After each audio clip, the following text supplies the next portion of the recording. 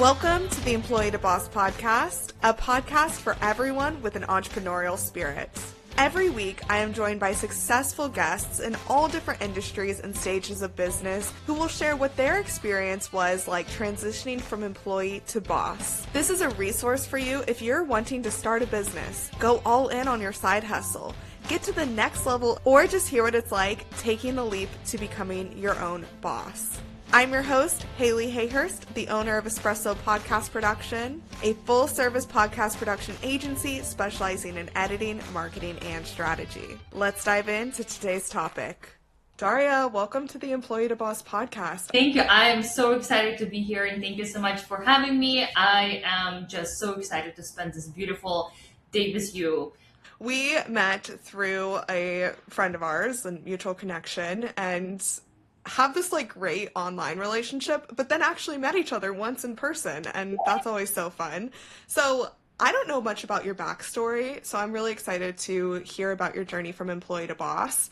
But why don't you just start off by telling us more about what you do and how you got here? Yeah, absolutely. So I have a personal branding sales agency, and basically what we do, let's say that you want to launch a mentorship program to help other podcasters launch their own podcast, how to get started with a podcast and all of these things. So we will be the one helping you to set up all of the behind the scenes systems, iterations, how to create content that's actually going to sell, all in 90 days. So that's basically our drill. We work with service providers, founders, freelancers, and help them launch their digital product in a way that will actually be very, very profitable and sell very, very well. My background, I've been in business for over 5 years now. So my background is actually coming from social media marketing and influencer marketing.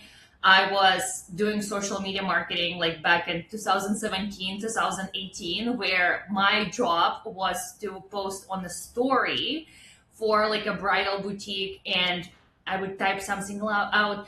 We are open today from 10 a.m. to 4 p.m. Please come, and just see the evolution of social media and how much more impactful it is compared to 2018, and just the growth that we've been seeing with personal brands, with sales, with launches, with podcasts as well, has just been so freaking amazing. I don't know I don't know what your experience was like coming from, late 10s of our beautiful century up until now, but I feel like every single year there is just something else to learn, something else to figure out. And then when you look back and you're like, oh, that was so easy back then. Mm-hmm.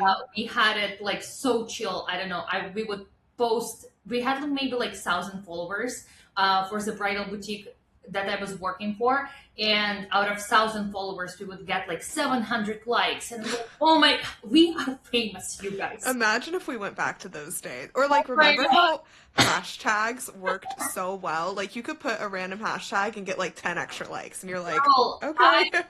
We sold so many dresses thanks to a very well calculated hashtag. Yeah. You cannot do it anymore. No. This is not the case.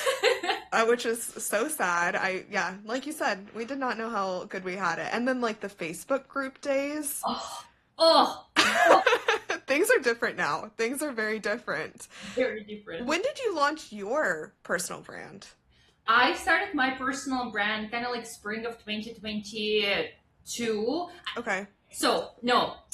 The actual story is I always felt like I wanted to create my own personal brand.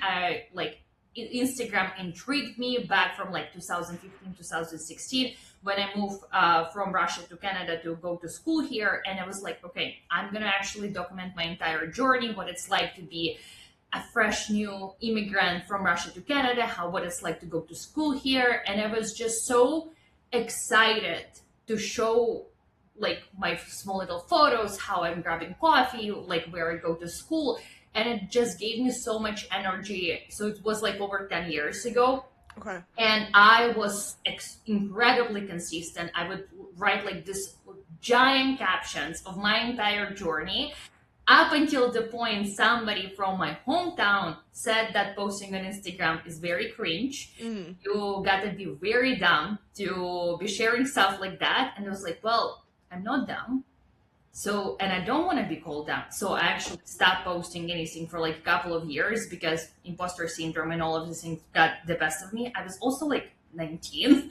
So my frontal lobe wasn't developed fully yet. So, like you are very receptive of everybody's feedback of everything that you are, basically. Yeah. And I would like go back and forth between wanting to start on social media, but then like would feel like this feeling of imposter syndrome, cringe, embarrassment, shame, because like it is such a weird experience. And then I would come back to it over and over and over again. And it always felt like this was something that I really, really want to do. But when I actually stuck to it was 2022 when I was working a 9 to 5 job. I really liked this job. I was working in influencer marketing and in PR as well. And it was really great. But I realized that I wanted to do something more than just my 9 to 5. And I felt like it was very limiting in terms of the opportunities that I had. And I wanted to live this like beautiful, rich in every sense of the word life. And I couldn't feel that my 9 to 5 job would provide this for me. And I was thinking about switching it to another job, but then I was like, well, it's going to be pretty much the same. It doesn't matter how, like, where I would go, it's all going to be the same framework. It's all going to be like the same 1 hour lunch break. It's all going to be like the same 2 weeks vacation, regardless of like what is the actual vacation policy it is. And I just wanted to challenge myself to try something else. And that's when I started building my personal brand. And I would say 100%, the first 6 months of building your personal brand are the weirdest months of your entire life, because you have friends who are supportive. Then you also have friends who are giving you like the most horrific side eye of your entire life. Because I mean, it is cringy and it is embarrassing, and you're like sharing very weird content and doing like silly little videos and all of this stuff. And then apparently I also had like secondhand connections. I only found out about it later, that were like gossiping about me and would talk about me, and they would have like meetings where they would all go through my content and Oh my God. watch every single video. And then I just found out about it like a couple of months ago. And now I'm like, oh my God, thank you guys so much. First of all, thank you for not telling me because I would die.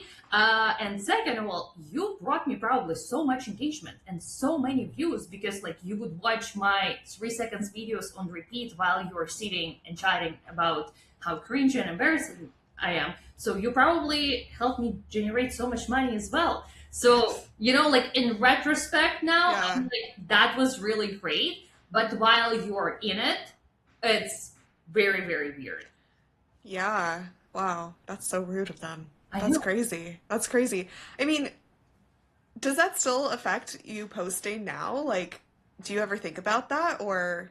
No, you see, I feel like I have very big barrier of like, it's very hard for me to get embarrassed now. I do like the weirdest fucking shit at this point, but I feel like it's because my brain has been trained that when I will get embarrassed, I will make money. Oh, So, interesting. so it's like, it's fine. I'm gonna get embarrassed for 10 minutes, but I will see the long-term profit. So like, who cares? Okay. For example, I obviously have an accent. I am from Russia. English is not my first language. And like, for me to record a talking story on Instagram, that was basically equal to a heart attack. Like, I could not bring myself to do it, because it was like, I will record a video, people will see how dumb I am, that I cannot form like a single sentence in English. This is so horrific, and yada, yada, yada. And so it took me probably 2 years for me to actually start recording talking videos and like speak to the camera. And then, my biggest struggle was I would record myself, I would talk however dumb I sounded.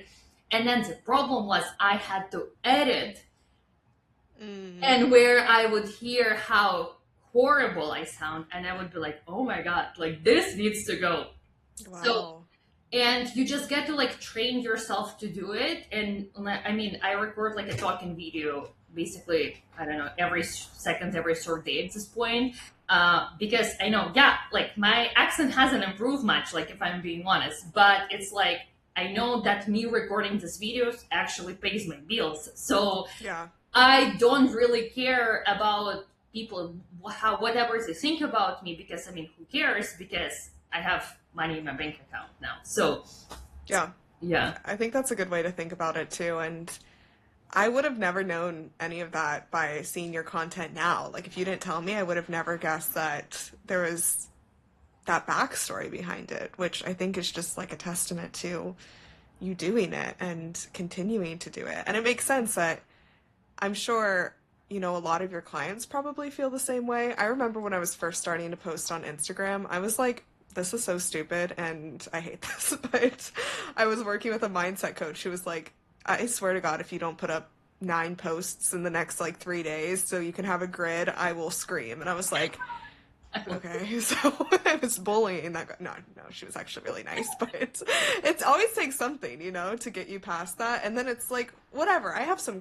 If you listen to my first podcast episodes of Employee to Boss, I would rather die than listen to them. But people listen still and hire me and all these different things. So it's Right? it's it's still up there. Like, I wouldn't go back and listen, maybe one day, but I also wouldn't delete them.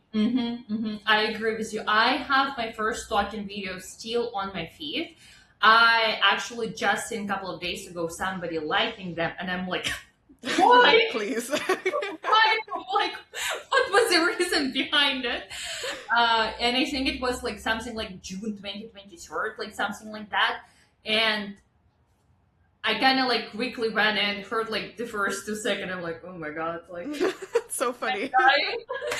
I would never delete them because Mhm. yes, it actually allows you to see and appreciate the progress that you've done.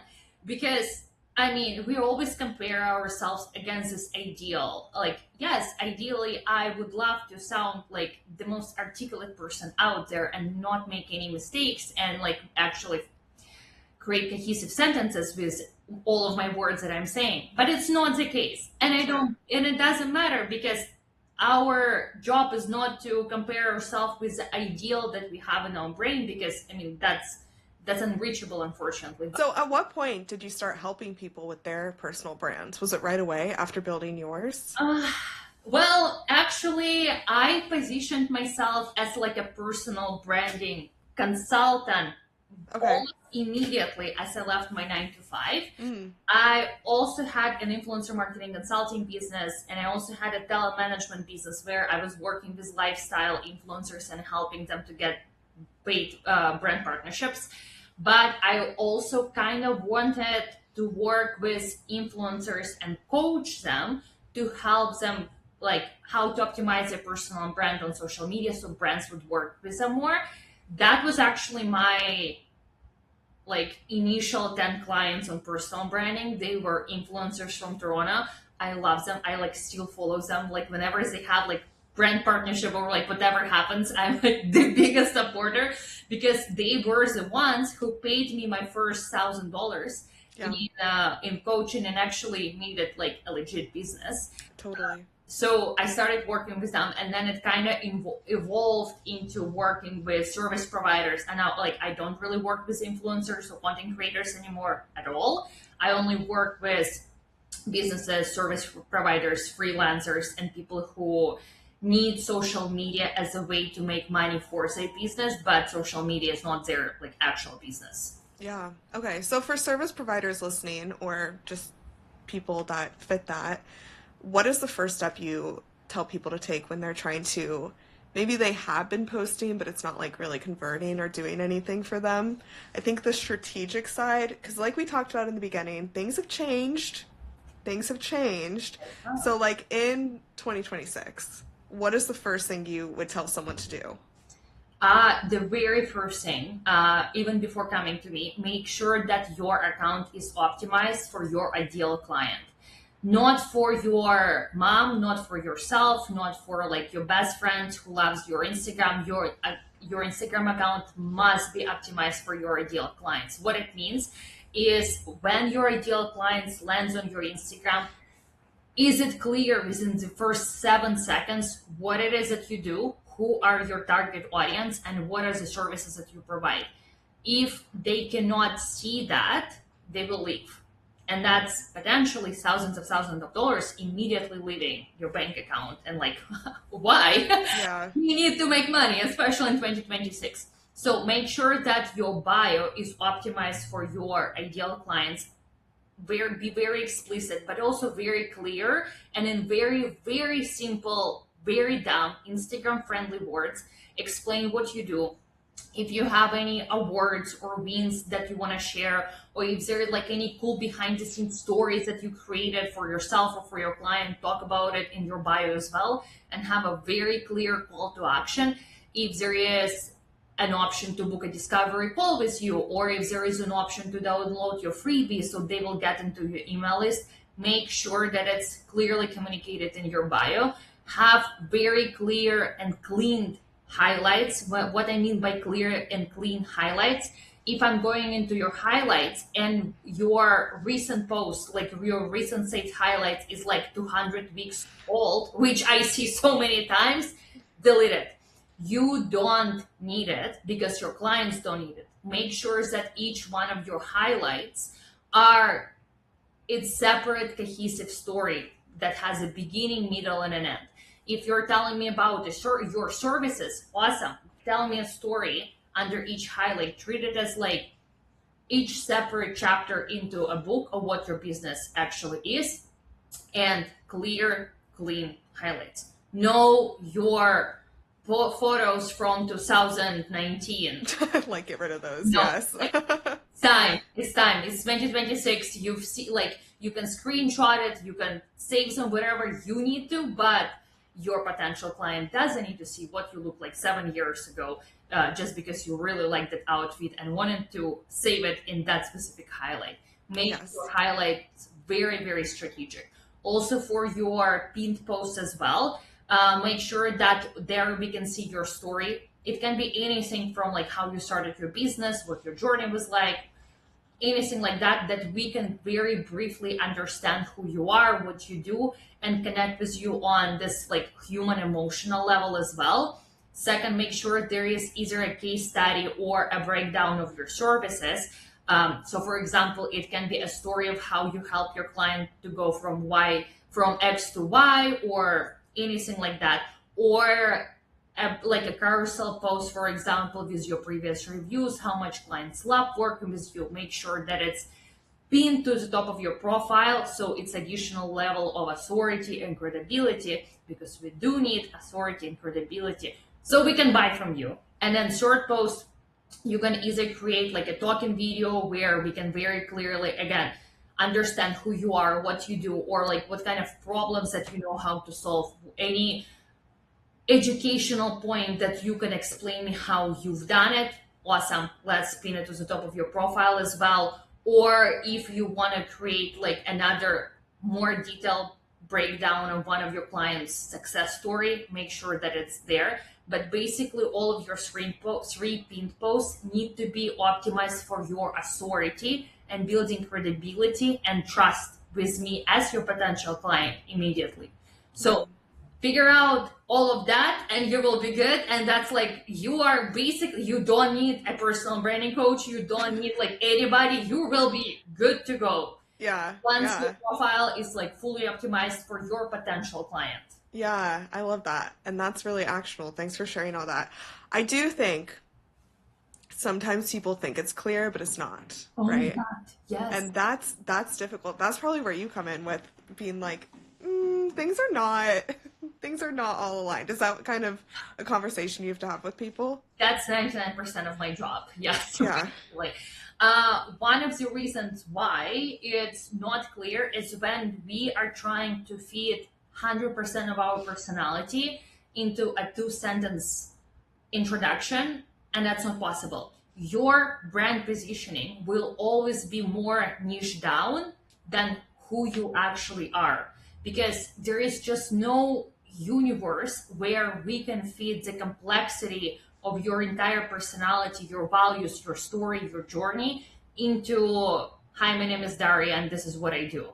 We can't do that. No. Our job is to explain it or like share that into storytelling that you do, but not in the actual brand positioning. Brand positioning needs to be extremely dumbed down using very simple words, like no empowering women or like, right. What does that mean? What does that exactly mean? What does it mean? If we cannot understand what it means immediately, we cannot understand it, and we get confused, and when we get confused, we don't buy from you, right? Mm-hmm. So what do you actually help with? What problem do you solve? And make it as clear as possible. Yes. Because, and especially when we are, I mean, it's Instagram, everybody is always sell something. If you're selling services or like digital offers, make sure that you are focusing on the final results that your offers get instead of the features that you're promoting. So for example, instead of saying that, oh, you and I will work for 2 months and jump on every single week for a 60-minute call, I'm like, no, thank you. I already don't have any time. But if you're going to be selling me a transformation that, for example, Hayleigh, I were to hire you and you would help me build out my entire podcast and make sure that it will bring me clients, it will make my business more successful. I mean, we all want clients at the end of the day. Sure. And we want to make more money, right? So if you're going to be focusing on helping me sell that, I'm like, Hayleigh, I'm all yours.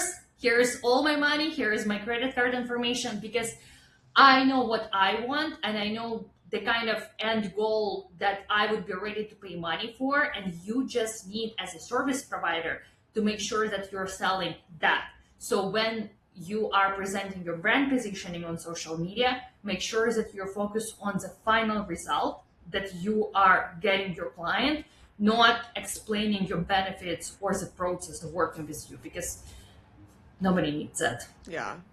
That's something that I've had to work really hard on, because it gets too much in the weeds and like no one cares. They just want a podcast at the end of the day and they don't want to put so much work into it. So yeah, I think that's great advice. And yeah, I mean, call me a hater, but sometimes I go to networking events, Daria, and people do their intros and I'm like, what do you do? And I can't handle it. I can't handle it. Oh my God. Okay. we gotta dive into networking events and that introduction. If somebody asks you, wait, what it is that you actually do, it means that your brand positioning sucks big time and you gotta change it. Like, girl, I don't care what anybody told you, but like, if people are confused after speaking to you for 2 minutes and they have no idea what it is that you're actually doing, they're not going to be buying from you. They're not going to be sending you referrals, because like, why would they? They have no idea what it is that you do. Right? Yes. Oh my God. Yes. It's so frustrating sometimes. And I don't know, it's not my place to tell them it makes no sense, because that's an awkward conversation to have. But at the same time, sometimes. Especially if it's like somebody new, right? Right. And you can see that they're like uncomfortable. Yeah. Even sharing what it is that you do in a nutshell, and then you're like, your brand positioning sucks. Can you imagine? And my name is Hayleigh. Very nice to meet you. And I do nothing about brand positioning, and here's my 2 cents. No, yes. I think that is something that I've also been paying a lot of attention to, of how I present myself. And I just did an episode about this on my other podcast, where I went to a 5th grade class and taught podcasting to them. And doing that and having them understand what I actually do, I think was a huge benefit for me, because if a 5th grader can understand, anyone can understand. Mm-hmm. And so in that episode, I talk about challenging the listeners to think about that in the terms of their podcast, of explain your podcast to a 5th grader and they'll get it. Mm-hmm. But I think that applies to business too. I feel like that should be just a universal question everybody should ask them. Is your website clear enough for a fifth grader to understand it? Is your newsletter is clear enough for the fifth grader to understand it? Is your talking video that you recorded for 7 minutes long, is it clear enough for a fifth grader to understand it? Yeah. Right? And if it's not, nobody will understand it. Exactly.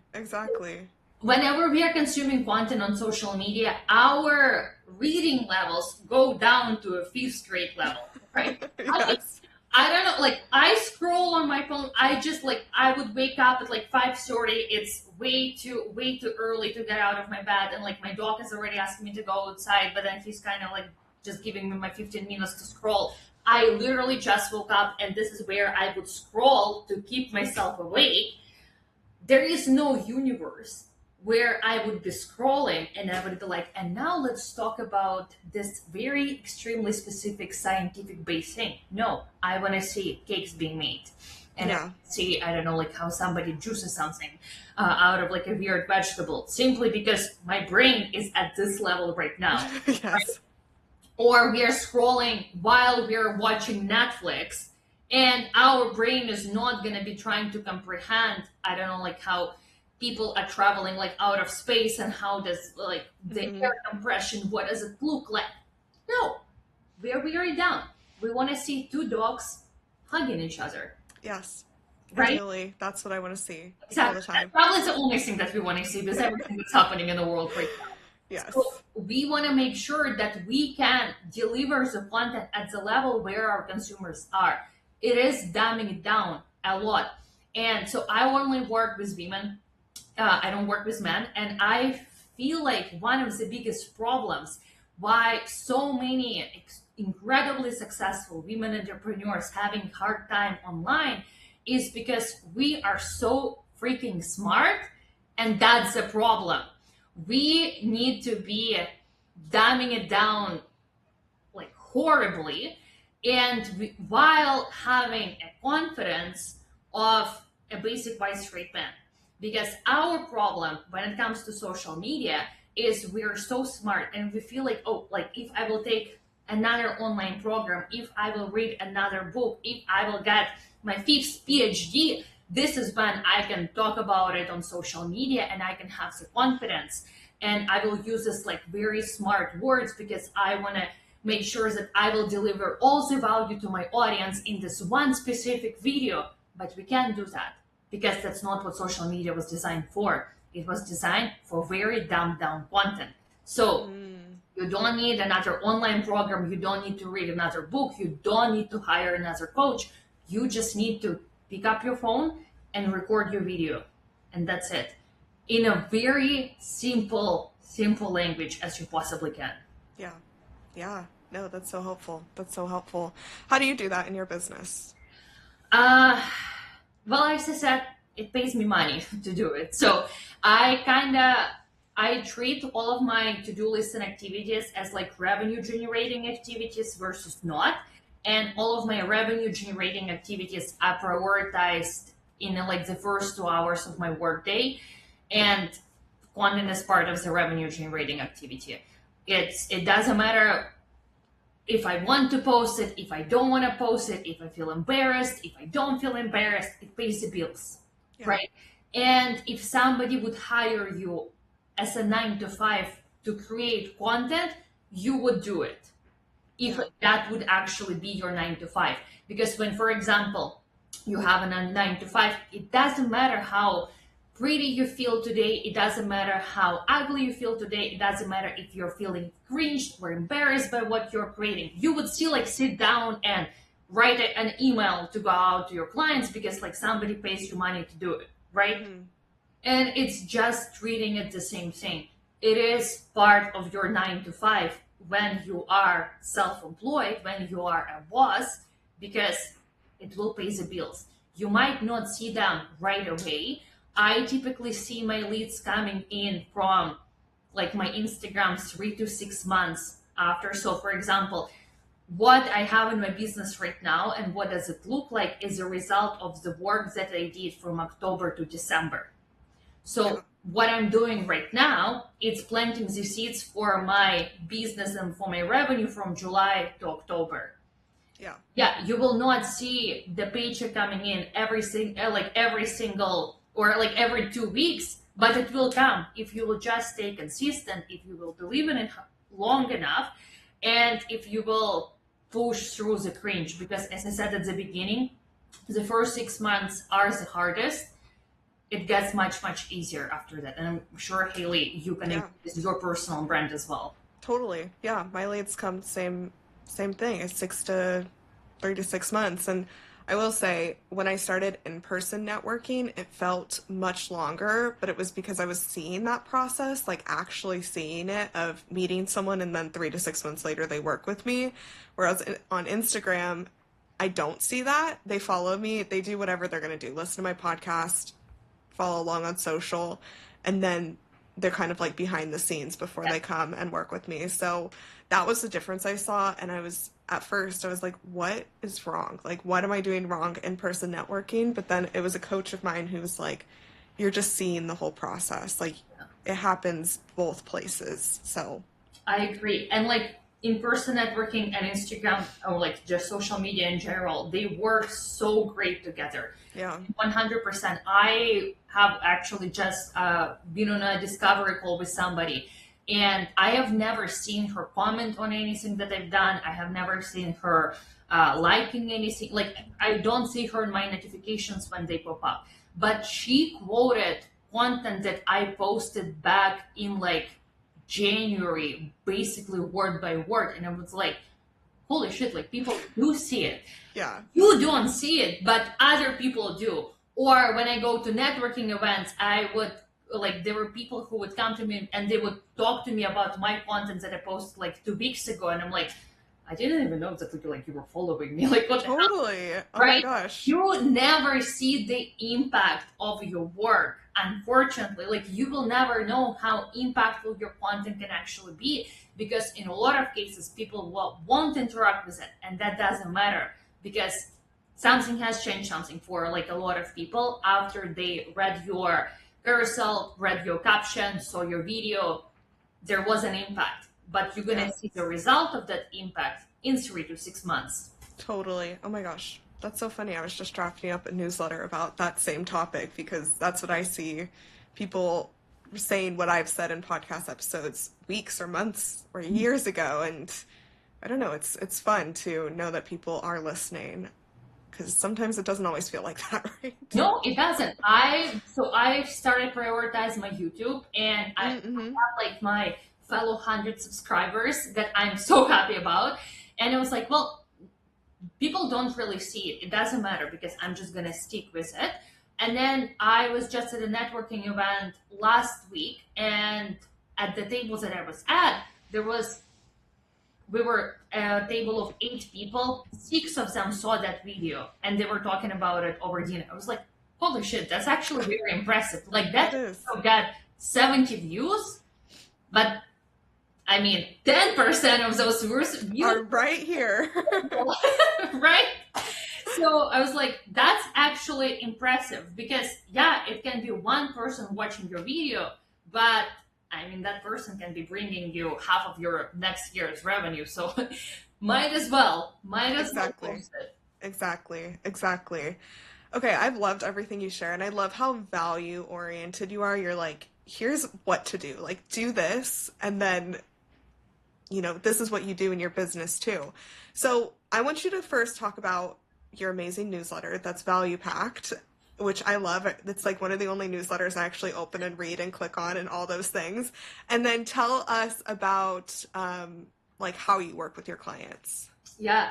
Well, it's funny because I always forget that I have a newsletter and that I will actually need to send it, because on Mondays I have a reminder, kind of like send an email, and I'm like, what kind of email do I need to send? And Monday I'm like, oh shit, I have a newsletter. Yeah, you're right. Like, I gotta send an email, and then I just drop it up with whatever's happening in my brain, which is funny because I had so many people comment that this is the only newsletters they're reading now, because I don't use ChatGPT to write the email for me. And I'm like, you guys, the bar shouldn't be this low. We can do better as humanity than just rely on one single newsletter just because there is no AI. Yeah. But yeah, I just send 3 content ideas for sales every single Monday, usually around 3 p.m. because this is the time where by the time I remember that I need to send it. And it's, just 3 content ideas, whether it's carousel, reels, or stories that you need to post this week to get clients, and then whatever else is happening in my brain that week. Or I wanted to really share with my email subscribers that like, oh, this is like the hottest new tip that you absolutely gotta try. But yeah, no ChatGPT yet. No, not yet. I shouldn't say like never, because we are using ChatGPT and like Claude for all of the optimization and system stuff, but for actual writing and content, we are no with ChatGPT there. I like it. Yeah. The bar for a very good newsletter is very low these days. It is. It really is. I will say I do get some newsletters and I'm like, oh my. So, but yours is not one of those. Well, thank you. I appreciate it. Thank you so much. Of course. And then tell us how we could work with you.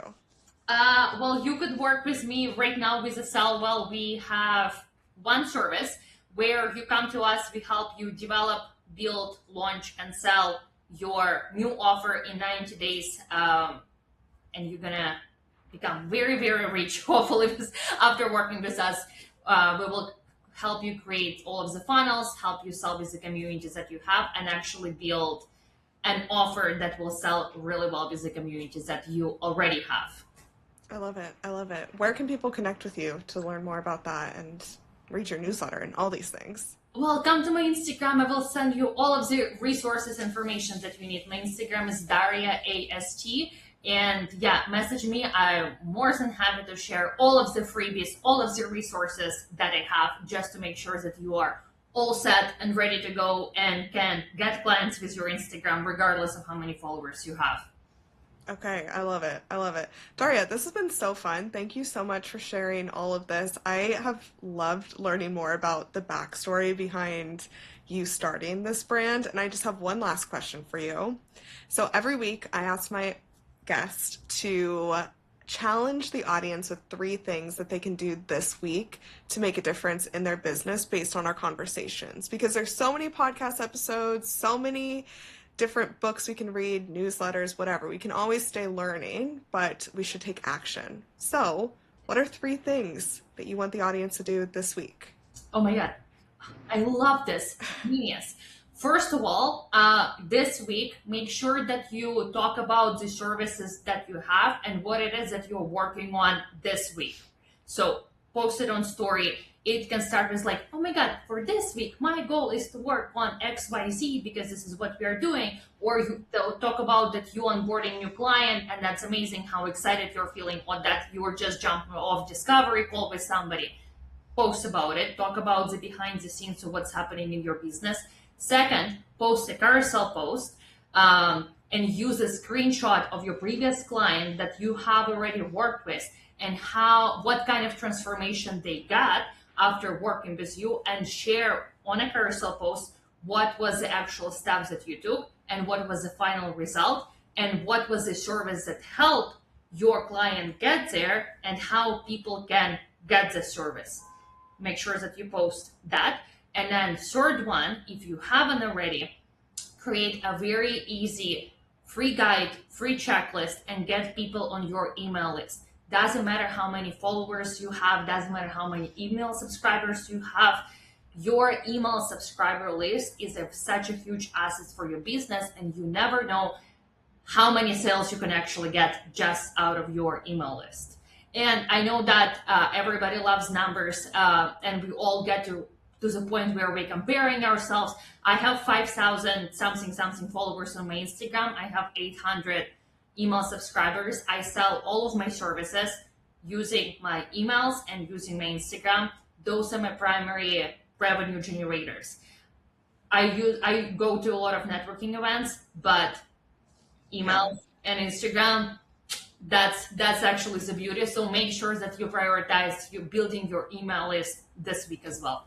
Okay, I love it. Super actionable. Daria, thank you so much. Thank you so much for having me. Really appreciate it. Thank you so much, Hayleigh.